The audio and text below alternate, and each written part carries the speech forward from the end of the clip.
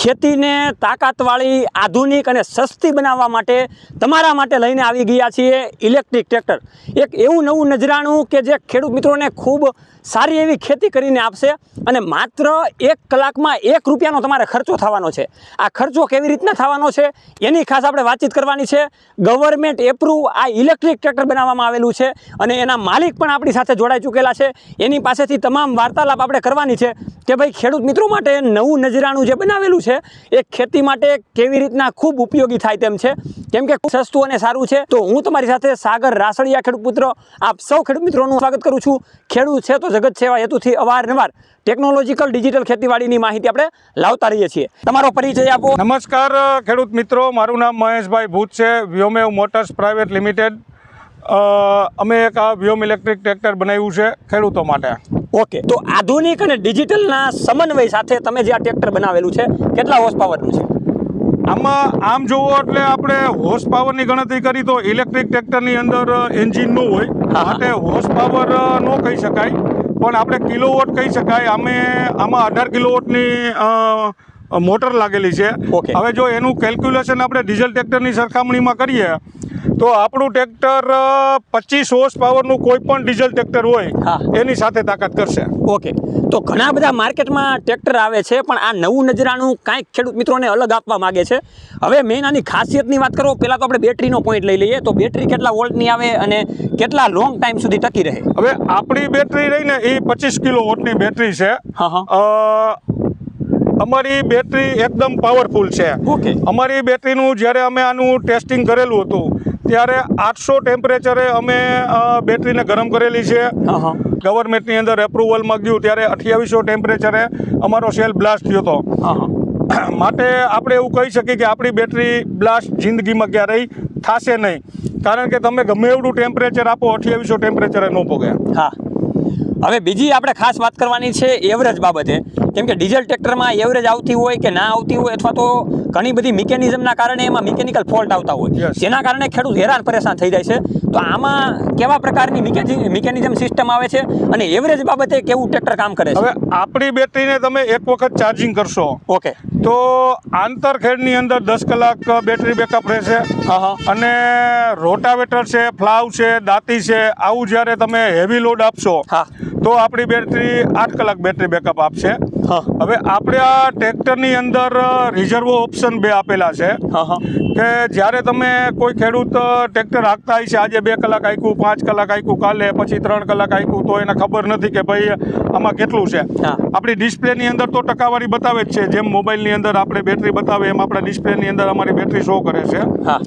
તેમ છતાંય અમે 2 રિઝર્વ ઓપ્શન આપેલા છે કે ભાઈ આપણી બેટરી 80% બેટરી ખાલી થઈ જશે ત્યારે એકવાર રિઝર્વમાં આવશે. ઓકે, હવે આની અંદર એક પુશ બટન આપેલું છે અહીંયા કે તમે એને દબાવશો એટલે પાછી બેટરી ચાલુ થશે અને પાછી 10% બેટરી ખાલી કરશો તો પાછું રિઝર્વમાં આવશે. ઓકે, હવે બીજી વાર રિઝર્વમાં આવ્યા પછી આપણું ટ્રેક્ટર ઓન રોડ 15 કિલોમીટર ચાલશે. અને હવે આપણે એવરેજની આમ વાત કરીએ કે કેટલા રૂપિયામાં કેટલી કલાક ચાલી શકે એ પણ ખેડૂત મિત્રોને જાણવું મહત્વનું છે, કેમ કે આપણે આગળ મેં વાત કરેલી કે ભાઈ માત્ર 1 રૂપિયામાં 1 કલાક ચાલશે. યસ, તો એ તમે જણાવો. હવે જો આપણી બેટરી 25 કિલોવોટની છે. ઓકે, હવે એને તમારે ચાર્જ કરવા માટે 25 યુનિટની જરૂર પડશે. હવે અત્યારે આપણે ખેતીવાડીમાં વાડીએ આપણે બેટરી ચાર્જ કરી તો 50 પૈસા યુનિટનો ભાવ છે. ઓકે, તો એને ચાર્જ કરવા માટે તમારે 25 રૂપિયાની જરૂર પડશે. 25 યુનિટ જરૂર પડશે તો 25 યુનિટના 50 પૈસા લેખે આપણે ગણતરી કરીએ તો 12.5 રૂપિયા થાય. તો હવે 12.5 રૂપિયાની અંદર આપણું ટ્રેક્ટર 10 કલાક વર્ક કરશે, એટલે એ રૂપિયોથી સવા રૂપિયાની આજુબાજુ આપણને 1 કલાક તમને ખેતીની અંદર કામ કરી આપશે. ઓકે, તો મહેશભાઈએ ગણતરી સાથે અને હિસાબ કિતાબ સાથે આપણને વાત દર્શાવેલી છે. બીજી આમાં ખાસ ખાસિયતની આપણે વાતચીત કરીએ, કેવા પ્રકારની પીટીઓ સિસ્ટમ આવે એ પણ તમે જણાવો. હવે આપણા ટ્રેક્ટરની અંદર તમને ટ્રેક્ટર બાબતની અંદર જણાવું તો પહેલાં તો આની અંદર અમે 4 મિકેનિકલ ગેર આપેલા છે. ઓકે, જે 3 ફોરવર્ડ છે અને 1 રિવર્સ છે. ઓકે, એની સાથે અમે 3 ઇલેક્ટ્રિક પણ ગેર આપેલા છે કે જે આપણે કોઈ ખેડૂતને લોડમાં હકાલવું છે ખેતરની અંદર તો પહેલા ગેરમાં રાખવાનું, ઇલેક્ટ્રિકના ગેરમાં.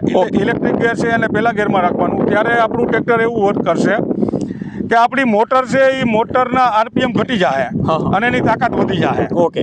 એટલે ખેતરની અંદર ઇઝી ચાલી શકશે. બીજા નંબરની અંદર કે ભાઈ તમારે કોઈ ટોલી લઈને જવું છે, ગામમાં ફેરા કરવા છે, કોઈ ટાઈલ્સ ભરવો છો, તમે ખાતર ભરો છો, તો ત્યારે આપણે ઇલેક્ટ્રિક ગેર બીજા ગેરમાં રાખવાનો, જેથી કરી તમને સ્પીડ પણ મળશે અને તાકાત પણ મળશે. ઓકે. હવે જ્યારે કોઈ ખાલી આપણું ટ્રેક્ટર છે અત્યારે જે છે એ રીતે વાડીએથી ઘરે ને ઘરેથી વાડીએ લઈ જવું હોય તો ત્યારે તમે ઇલેક્ટ્રિક ગેરને ત્રીજા ગેરની અંદર ચલાવી શકો, જેથી કરી તમને આરપીએમ ફૂલ મળશે, જેથી કરી તમારી ટ્રેક્ટરને સ્પીડ વધારે મળશે. ઓકે. હવે ત્રીજા ગેરની અંદર મોટર તાકાત ઓછી કરશે પણ એ તમને આરપીએમ વધારે આપશે, સ્પીડ વધારે આપશે. અને રહી વાત પીટીઓની, તો પીટીઓ આપણે 540 આરપીએમ ને 1000 આરપીએમ ભરશે, એમાં પણ આપણે ગેર આપેલો છે. ઓકે. હવે ખાસ હાઇડ્રોલિક સિસ્ટમની બાબતે વાતચીત કરીએ તો એ પણ તમે જણાવી દો કે કેટલા લોડ સુધી અને કેવી રીતની આખી સિસ્ટમ આપેલી છે. હવે જો આપણું હાઇડ્રોલિક સિસ્ટમ છે ને 500 કિલોની છે. ઓકે. આ તમારે 500 કિલો લગન આપણી કેપેસિટી છે, તો 500 કિલો સુધી આપણે કોઈ પણ ઓજાર કે કાંઈ પણ તમારે અહીંથી ઉપાડવું હશે તો એ આરામથી ઉપડી લેશે. ડબલ કંટ્રોલ લીપ આપેલી છે. ઓકે. જેથી કરી સેન્સર માટે કે ભાઈ તમારે કોઈ હાંકતા હોય, જગ્યા પહોંચી આવી, ટાઈટ આવી, તો એ ઓટોમેટિક ઓટો સિસ્ટમથી એ સેન્સર કામ કરશે. ઓકે. તો હવે ખેડૂત મિત્રોને આપણે લાઈવ ડેમો બતાવીએ અને દાંતી પાછળ જોડેલી છે, કેટલી તાકાત સાથે આ નવું નજરાનું કામકાજ કરે છે એની આપણે લાઈવ ટેસ્ટિંગ સાથે જોઈએ. ટ્રેક્ટર તમે જોઈ શકો છો, અવાજ બિલકુલ પ્રકારનો નથી આવતો, કેટલી તાકાતથી ચાલે છે એ પણ તમે જોઈ શકો છો. વ્હીલ સ્લીપ થયા વગર આ આખું હાથી હાલે છે તમે જોઈ શકો છો. ખેતીમાં ખૂબ ઉપયોગી આપણને આ ટ્રેક્ટર બને છે. હવે મહેશભાઈ, તમને આ ખાસ કરીને ટ્રેક્ટર બનાવવાનો વિચાર ક્યાંથી આવ્યો? હવે ઇલેક્ટ્રિક ટ્રેક્ટર બનાવવાનો વિચાર એટલા માટે આવ્યો કે અત્યારે ટેકનોલોજી નવી નવી આવી ગઈ છે અને અમે આનો અભ્યાસ કરેલો હતો. ઓકે. માટે અમને પણ એવો વિચાર આવ્યો કે અમારી પોતાની ખેતીમાં પણ એવડો મોટો ખર્ચો થતો. તે મને એવો વિચાર આવ્યો કે ભાઈ ચાલો આપણે એક ઇલેક્ટ્રિક ટ્રેક્ટર બનાવી અને ખેતી ખર્ચમાં નોંધપાત્ર ઘટાડો લઈ આવી. ઓકે. પછી અમે આની ઉપર 4.5 વર્ષ R&D કર્યું અને R&D કર્યા પછી અમે અત્યારે આ ટ્રેક્ટર સક્સેસફુલ બનાવ્યું છે. ઓકે. હવે મહેશભાઈ, આ તમારા ટ્રેક્ટરમાં જે બેટરી અને મોટર આપવામાં આવેલી છે એની વોરંટી ગેરંટી કેટલા સમય સુધીની હોય? હવે જો આપણા ટ્રેક્ટરની મોટર અને બેટરીની વોરંટી અમે પહેલાં 2 વર્ષની સ્ટાન્ડર્ડ ગેરંટી આપી છે અને 3 વર્ષની વોરંટી આપી છે. ઓકે. અને બીજા નંબરની અંદર કે એક્સ્ટ્રા વોરંટી જો ખેડૂતને જોતી હોય તો એક્સ્ટ્રા 25,000 રૂપિયા ભરે તો બીજા 5 વર્ષની વોરંટી આપી છે. તો 2 વર્ષની સ્ટાન્ડર્ડ ગેરંટી થશે અને 8 વર્ષની બેટરી અને મોટરની વોરંટી થશે. આપણી બેટરી રહી એના 6,000 સાયકલ એરિયા છે. એટલે એમ તમે ગણતરી કરો ને કે આ ટ્રેક્ટરની મોટર અને બેટરીને 17 વર્ષ લગન કાંઈ થવા પણ એમ નથી. ઓકે.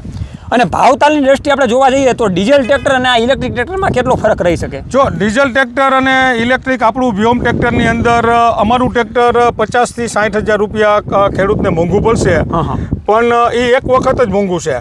ઓકે. પછી ચાલવામાં આપણે જેમ વાત થઈ પહેલાં એ રીતે 1 કલાકે 1 રૂપિયાનો ખર્ચો છે.